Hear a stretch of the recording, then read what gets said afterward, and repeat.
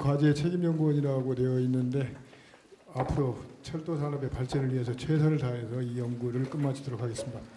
오늘 사실 제목은 보니까 무슨 철도 뭐라고 되어 있는데 제가 오늘 말씀드리고 싶은 건 국내 철도 산업의 성과 분석이라는 제목으로 말씀을 드리겠습니다. 이게 제가 아까 오자마자 박홍수 의원님 그 강의를 들었는데요.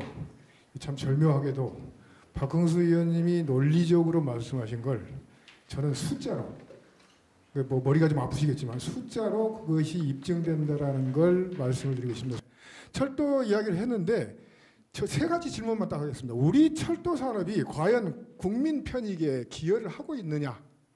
만일 우리 철도 산업이 국민들 실생활에 기여를 안 하고 있으면 철도 다 노선사 폐쇄하는 게 맞지요. 그러니까 더더군다나 국토부에서 계속 뭐라고 하냐면 철도 적자고 도로 중심으로 나가니까 철도가 뭐 더더군다나 타는 승객도 없고 화물도 별로 없는데 그러면 뭐 하려고 철도에다 투자를 하느냐는 식으로 이야기를 합니다. 그래서 제일 먼저 제가 하고 싶은 이야기는 철도 산업이 국민 편익에 정말로 실질적으로 기여하고 있는가에 대한 답을 좀 찾고자 합니다. 두 번째는 뭐냐면 아까 박홍수 의원님이 자연독점을 이야기하고 시장 경쟁을 이야기하고 신자유주의를 이야기했습니다. 그 논리가 뭐냐면 철도 산업은 시장 경쟁이 가능한 산업이다라고 이야기를 하는 겁니다. 과연 철도 산업이 일반적인 시장 경쟁이 가능한 산업인가에 대해서 답을 좀 찾아보고자 합니다.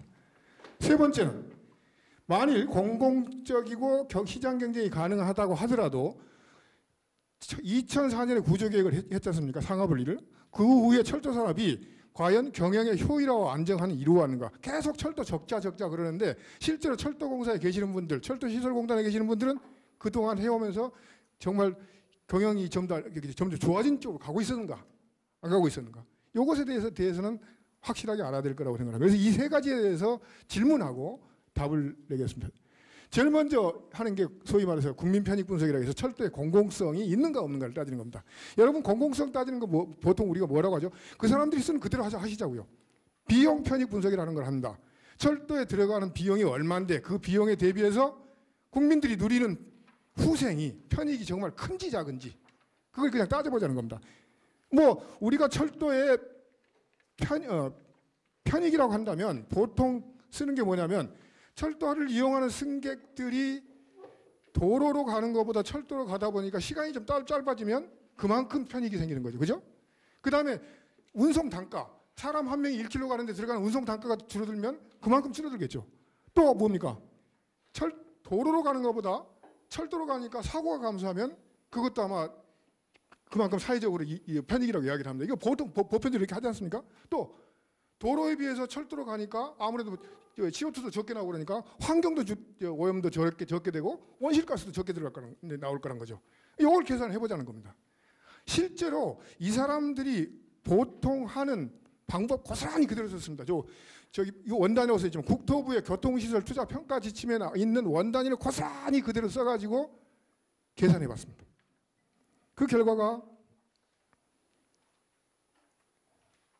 이렇게 나왔습니다. 제일 먼저 2013년부터 2017년까지 매년도 것을 계산했는데 고속철도를 보면 지금 여기 다른 숫자 보실 것도 없이요. 여기만 딱 보시면 됩니다. 만약 2017년을 기준으로 설명하면 철도의 비용이 1이었다고 한다면 그 편익은 2.5입니다. 이 고속철도가 그렇습니다.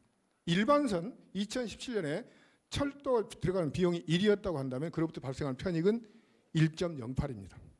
이거 보시면 아시겠지만 고속철은 굉장히 편익이 크고 일반선은 편익이 굉장히 작습니다.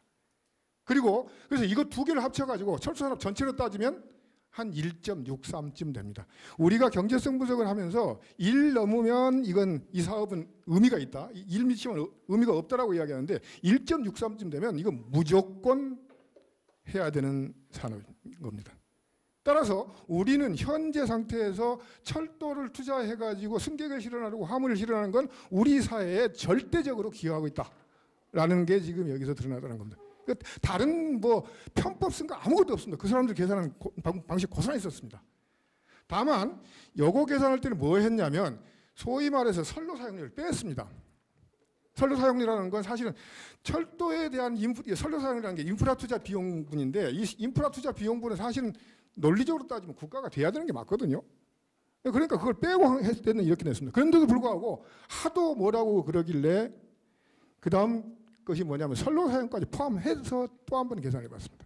그랬더니 나온 결과가 고속철은 1.28, 일반선은 0.96, 산업전철은 1.13입니다. 0.96 그러니까 이게 지금 일반 철도, 지역간 철도는 뭔가 좀 의미가 없어 보이는데 제가 딱 하나 말씀드리면 이 일반 철도 이야기할 때는 우리 수도권에서 하는 광역교통 있지 않습니까? 그거 다 빼고 한 겁니다. 만일 광역교통을 집어넣으면 이것도 일반선도 당연히 일보다 훨씬 높게 나올 겁니다. 그러니까 이런 상태입니다. 그래서 우리가 철도를 운영하는 게 결코 사회적으로 이렇게 이제 무슨 손실을 끼치고 있는 게 아니라는 겁니다. 우리 철도 연장 굉장히 작고 네트워크도 안 만들었다고 하지만 이 현실의 이 철도만을 가지고도 우리 철도는 사회적으로 기여하는 바가 매우 큰 교통산업이다라고 이야기를 할 수 있겠습니다. 이걸 잠깐 2017년 기준에서 잠깐 줄여서 이렇게 노선별로 한번 봤습니다. 딱 봤더니 여기서 0.9 왔다 갔다 하는 건 뭐 사실은 계산상의 문제일 수도 있으니까 빼고요. 좀 떨어지는 게 뭐냐면 경인선, 경북선, 영동선, 정선선, 동해남부선, 진해선, 대구선, 경전선입니다. 여기서 이 경인선은 사실은 광역교통 뺐으니까 이건 아마 광역교통을 들어가는 순간, 넣는 순간 바로 1 이상으로 나올 거고요. 경북선, 영동선, 정선선 이게 뭐죠? 옛날에 시멘트하고 석회석 수송하던 노선입니다. 그 당시에는 이 노선들이 훨씬 더 사회적으로 기여를 했었고요. 지금은 시멘트하고 석회석을 실어날 것이 별로 없어지니까 1 미만으로 나와 1보다 상당히 적게 나오죠. 이건 사실은 이 노선들을 소위 공적 의무로 따지면 어떻게 할 것인가는 재검토를 해야 될 겁니다. 하지만 지금 현재 이게 낮게 나왔다고 해서 우리 철도 전체가 문제다라고 이야기할 수 있는 건 아니라는 겁니다. 이 세 개의 노선은 그때 당시에는 그때 당시의 논리를 가지고 건설됐고 그때 당시에는 그때 당시에 사회적 기여를 했다라고 이해하는 게 맞을 것 같습니다. 여기도 마찬가지입니다. 동해남부선, 진해선, 대구선, 경전선. 여기도 사실은 대구선이나 이런 것들은 다 사실은 이제 1차 산물을 수송하는데 더 기여했던 것들이라고 생각합니다. 따라서 전체적으로 경부선, 중앙선, 호남선, 전라선 등과 같이 우리 사회에서 아직도 승객 수송이나 간선 노선이라고 이야기되는 노선들은 아직도 다 사회적으로 기여하는 바가 매우 크다라는 걸 우리가 여기서 일단 이해를 할 수가 있겠습니다. 따라서 이 모든 것을 종합해 보면 우리 철도 산업은 현재 시점에서도 우리 사회의 편익 증가에 굉장히 후생 증가에 굉장히 크게 기여하고 있는 산업이다라고 이해를 할 수 있겠습니다. 두 번째가 이제 소위 말해서 철도가 그러면 경쟁이 가능한가? 또 철도가 정말 효율적인가라고 이야기를 합니다. 아마 많은 사람들이 이런 것에 굉장히 현혹됐을 텐데 외국의 철도에 비해서 대한민국 철도는 대단히 비효율적이다 라고들 이야기를 합니다. 그걸 뭐 이게 분석 방법론은 뭐 공부하는 놈들 하는 거니까 이거 굳이 이해하시려고 하실 필요는 없을 것 같고요. 그러니까 간단히만 설명하면 이게 X1과 X2가 죄송합니다. X1과 X2가 투입 요소라고 한다면 투입 요소를 투입해가지고 동일한 생산량을 생산하는 게 이 라인입니다. 그러면 여기서 A하고 D를 딱 비교를 해보면 어느 게 더 효율적일까요? 동일한 투입 요소를 생산하는데 A보다는 D가 훨씬 더 동일한 생산량을 생산하는데 요만큼을 투입한다면 D보다 A가 훨씬 더 효율적인 것이 될 겁니다. 그죠? 그죠? 동일한 생산량을 생산하는데 A는 뭐 X2 요만큼, X1 요만큼 들어가는데 얘는 X2도 더 들어가고 X1도 더 들어가니까요. 그죠? 뭐 이런 걸 가지고 계산을 해보면 뭐 결론만 말씀드리면 이거 뭐 오스트리아, 프랑스, 독일, 이탈리아 소위 철도 강국들하고 비교를 해봤습니다. 이런 그림이 나옵니다. 보시면 이게 지금 한국 철도입니다. 그 다음에 요게 프랑스, 요게 이태리, 요게 독일 이렇습니다. 여러분 이렇게 딱 보시면 우리 한국 철도가요 2010년까지는 굉장히 높은 수준의 효율성을 보이다가 2011년에 한번 뚝 떨어졌습니다. 그리고 다시 복귀를 해서 2016년이 다시 되면 굉장히 효율적인 걸로 되돌아옵니다. 2011년이라는 게 어떤 거죠? 철도에서 2011년도에 아마 회계를 한번 바꿨을 겁니다.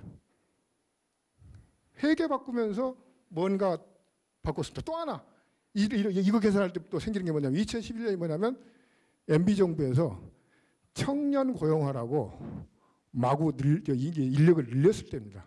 그러다 보니까 약간 순간적으로 떨어졌다가 이게 다시 원상복귀를 했습니다.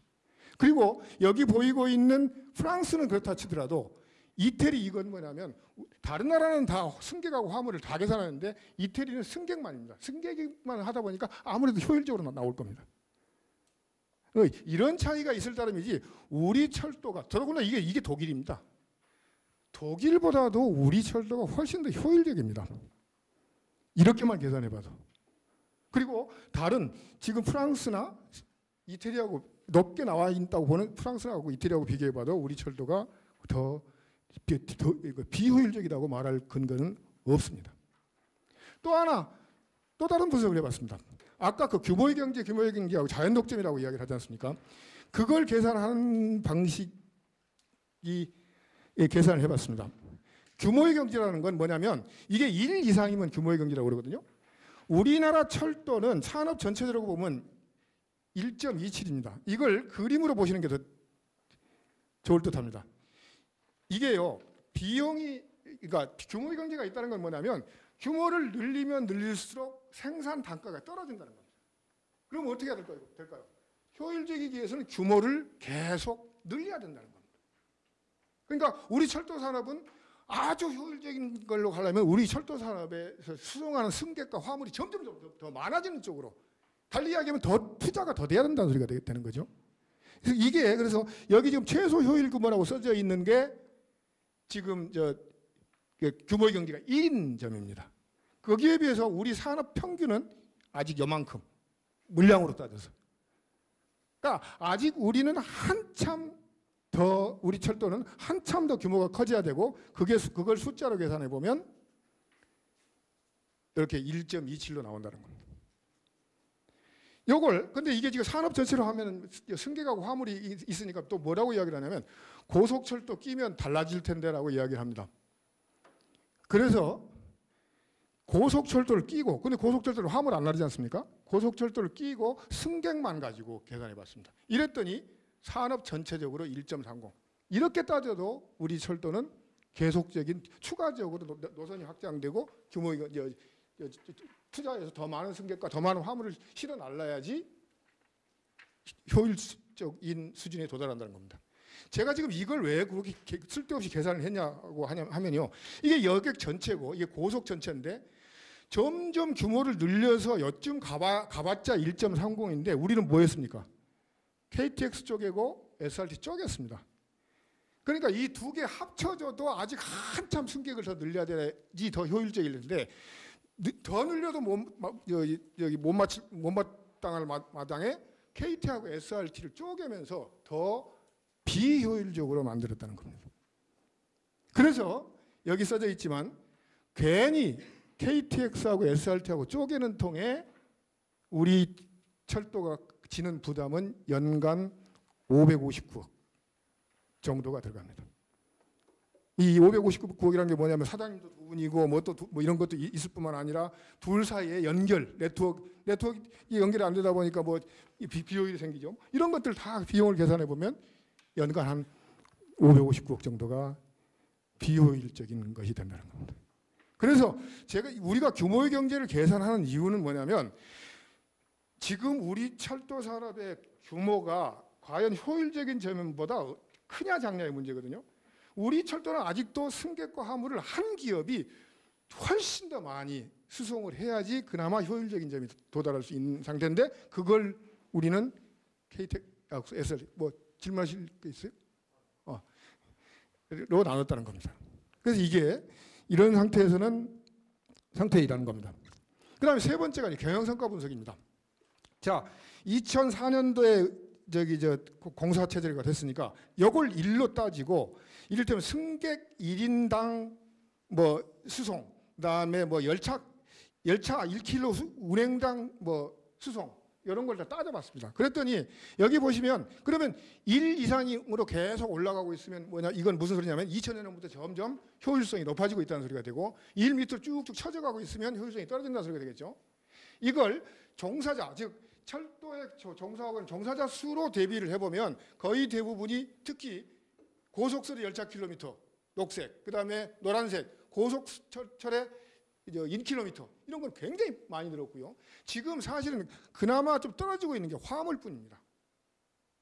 간단히 하자면 화물 수송을 제외한 승객 수송 부분은 2005년도를 일로 따져놓고 그 다음에 보면 계속해서 좀 더 효율적인 수준으로 변화가 지금 진행되고 있다는 겁니다. 또 다른 방식으로 이걸 영업킬로미터로 따져봤습니다. 영업킬로미터로 따져봤더니 1 했더니 어느 정도 뭐 영업킬로미터를 따지니까 조금 문제가 좀 있긴 있어요. 근데 특히나 여기서 문제가 되고 있는 건 뭐냐면 주로 고속철입니다. 고속철은 새로 건설돼 가지고 특히 호남선 건설되고 나서부터는 조금 떨어집니다. 하지만 그 추세가 떨어지다가 다시 반등을 하고 있다는 것. 이렇게 따지면 영업킬로로 따져보더라도 우리 철도가 뭐 비효율적이다라고 이야기할 부분은 없다는 겁니다. 이렇게 이제 물리적인 거 말고 돈으로 따져보면 훨씬 더 우리 철도는 굉장히 효율화되고 있습니다. 2005년도를 일러 놓고 1인당 운송수익, 1인당 매출액, 뭐 영업킬로당 운송수익, 영업킬로당 매출액 뭐 이런 식으로 계산을 해보면 전부 다 올라가는 추세입니다.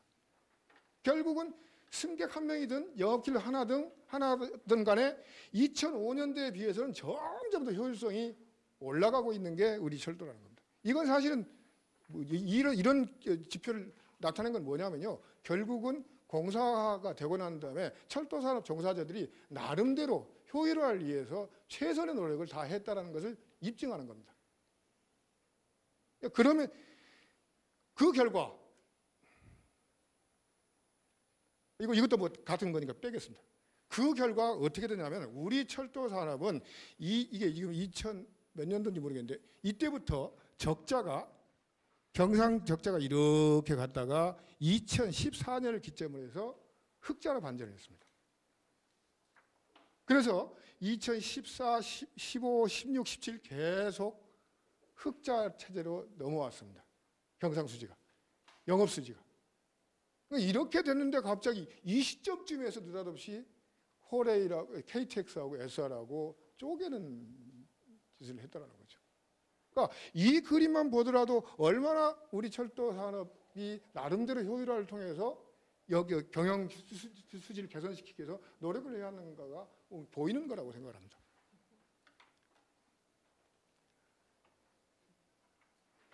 하나 문제라고 이야기하면 이걸 말씀드리겠습니다. 그리고 매출액의 구성을 보면 운송수익, 다원수익, 수탁수익이 있습니다. 운송수익은 뭐냐면 승객이나 화물을 실어놔서 생긴 수익이고 다원수익은 뭐냐면 소위 항공으로 따지면 비항공수익이죠. 그러니까 뭐 역사에 뭐 이렇게 매점 만들어 가지고 생기는 수익 뭐 다른 방식으로 수익을 얻는 겁니다. 그 다음에 수탁수익 하는데 지금 보시다시피 우리는 다원수익이 조금씩 늘어나고는 있으나 아직 다원수익이 그렇게 크지는 않습니다. 이건 우리가 일본하고 비교해서 보면 일본 같은 경우는 철도 산업에서 다원수익의 규모가 굉장히 큽니다.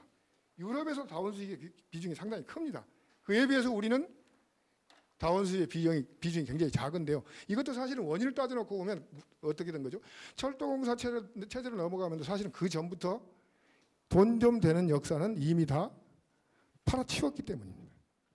그러니까 철도 산업이 철도 역사를 운영해서 다원 수익을 얻을 수 있는 기회 자체를 박탈하고 해왔기 때문이라고 생각합니다. 그러니까 이런 부분들이 그래서 결국은 어쩔 수 없이 운송 수익을 중심으로 매출이 이루어져 왔는데도 불구하고 우리는 끊임없이 죄송합니다. 이런 식으로 영업 수지를 개선시켜 왔다라고 이해를 할 수 있겠습니다.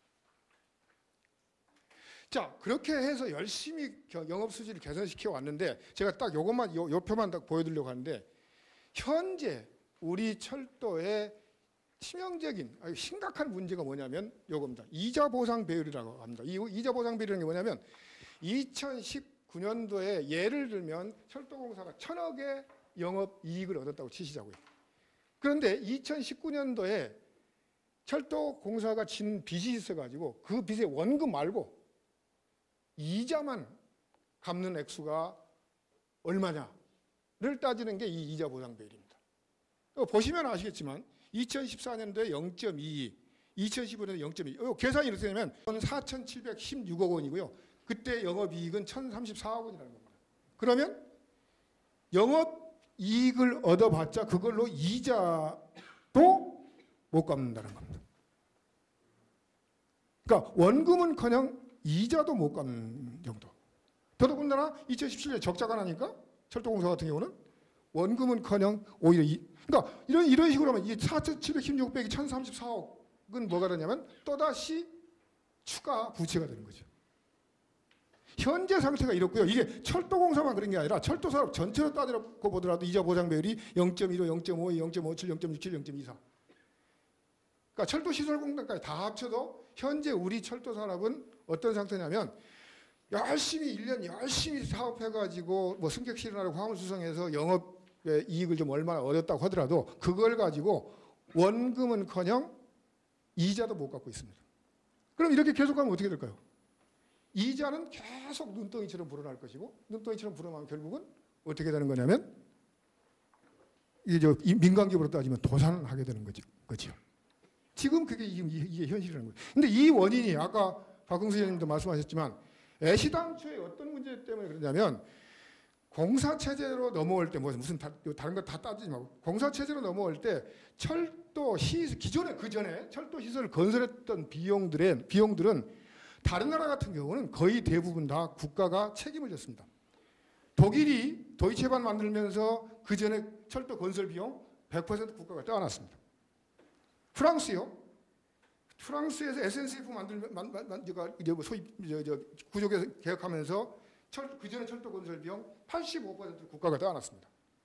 프랑스는요 85%를 국가가 떼어놨음에도 불구하고 15%를 SNCF 보고 벌어서 갚으라고 그랬거든요. 그랬더니 적자가 됐습니다. 그것만 가지고 적자가 됐습니다. 일본 마찬가지입니다. 국채 발행해가지고 그전에 건설 부채 다 국가가 떼어놨고 심지어 화물 부분 같은 경우는 엄청난 부동산을 국가가 제공해서 아까 말한 다원 수익을 얻도록 해줬습니다. 그런데 우리 경우는 어떻게 됐냐면 그 전에 철도 시설을 건설하기 위해 했던 투자비의 83%를 철도공사가 떼어놨습니다. 그러니까 15%, 0%인데 우리는 83% 철도공사가 떼어놨습니다. 기존의 건설비를 그렇게 떼어놓으니까 그 건설비 부채 거기다가 아까 박 의원님 말씀하셨듯이 그 중간에 또 뭐가 있었어요? 무슨 인천공항철도 넘겨받아라 무슨 용산 역세권 이건 뭔가 원인을 좀 따져보겠습니다. 역세권 개발한다고 쭉 하다가 또 부채 생기고 또 회계 기준 바꿔서 또 부채 늘고 그러다 보니까 이 부채가 엄청나게 커지니까 지금 현재는 그 부채 원금은커녕 이자도 못 갚는데 하필이면 철도공사만 못 갚는 게 아니라 철도산업 전체가 못 갚는 겁니다. 이건 사실은 달리 이야기하면 이게 공기업이라고 한다면 국가가 빨리 경영 개선을 위해서 저 부채 문제를 어떻게 해결하지 않으면 안 되는 겁니다. 아무리 열심히 영업이익을 올려봤자 이자도 못 갚는 상황이 지금 현재 시점이라는 겁니다. 이게 지금 제가 오늘 드리고 싶은 말씀인데요. 특히 이 이야기와 관련해서 하나만 말씀드리면 이걸 계산해서 국토부 공무원들한테 보여줬더니 이걸 몰라요. 몰라서는 안 되는 거죠. 관리기관이. 모릅니다. 아, 부채가 그렇게 많나요? 뭐 이런 식의 반응. 국장님과 과장님께서. 이러면 사실은 지금 철도공사에서 하고 있는 일은 도대체 뭔가? 정확히 요약해서 한 말씀 말씀드리겠습니다. 철도는 아직도 분명히 국가의 기여를 하고 있습니다. 그리고 철도는 끊임없이 철도는 절대 두 개로 쪼개질 수 있는 산업이 아닙니다. 그런데 현재 철도는 엄청난 부채 때문에 이자도 못 갚고 있습니다. 그게 지금 현재 우리나라 철도입니다. 우리가 여기서 출발하면서 철도산업 발전 기본계획이 세워져야 될 거라고 생각합니다. 이상으로 발표 마치겠습니다.